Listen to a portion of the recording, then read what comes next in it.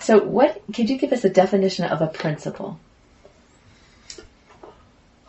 Kind of a theory or explanation of some laws and facts.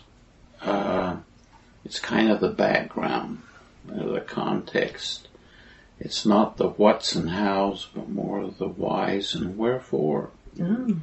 So it's both coming from, but also going towards applying laws in our lives.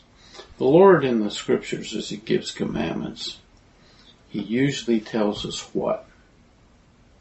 Okay. He usually doesn't tell us why or even how. Yeah. Like the word of wisdom. You do this, don't do that. But I don't read anything in there where we're talking about tobacco, the word cancer, or lung disease or something like that isn't mentioned there. Or as He talks about fruits and vegetables in their season, I don't see the words vitamins or minerals there. Yeah. God surely knew about those things.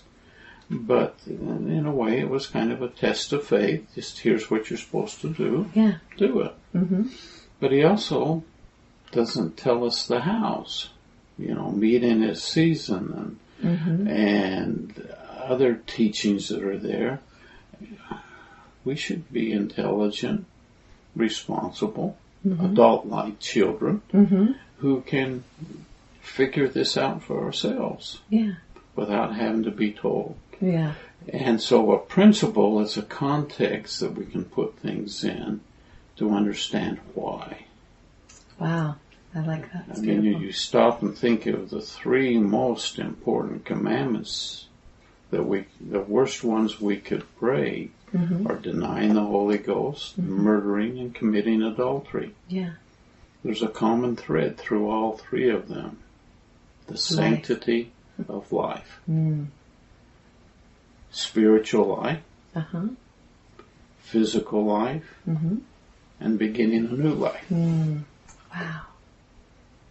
That's and beautiful. once you understand some of those background contexts, then the dynamics and power of the specific commandments is much more impressive in your life. Yeah, definitely, for sure. So just give us an example of how you use principles in your life. Again, it would be probably going beyond the what is this and how does it work and how does it function, but why and so what? So what? Yeah, it's a good question. What should I be doing with it? So it's both looking back in its context, but also looking ahead. How does or does it not apply in my life or others that may be in my circle of influence? Sometimes one of the problems we have is people who get some wonderful insights of the hows in their own lives, or they start putting up fences around things, so what the Jews call it. How am I going to live this? What am I, I'm supposed to honor the Sabbath day. Well, do I change clothes when I come home from church? Or what activities do we do? And we find something that works wonderfully for us. The tendency we have is to say, well, that works great for me.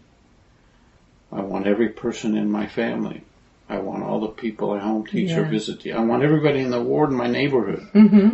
Well, it may not be for them. Right. Even the word of wisdom has some things that we have to do personally adaptations. That's true. I have a grandchild that's lactose intolerant. I have another one that peanuts can be deadly for him. Their word of wisdom is different. Yeah. But just because that's necessary for them doesn't mean they should expect everybody in the church to do it. Good point. And so it's to keep things within the realm of application where it really belongs rather than pushing it on others.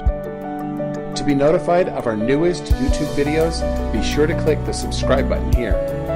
Head over to our new website for the latest gifts and promotions. For more videos like this one, click this playlist here.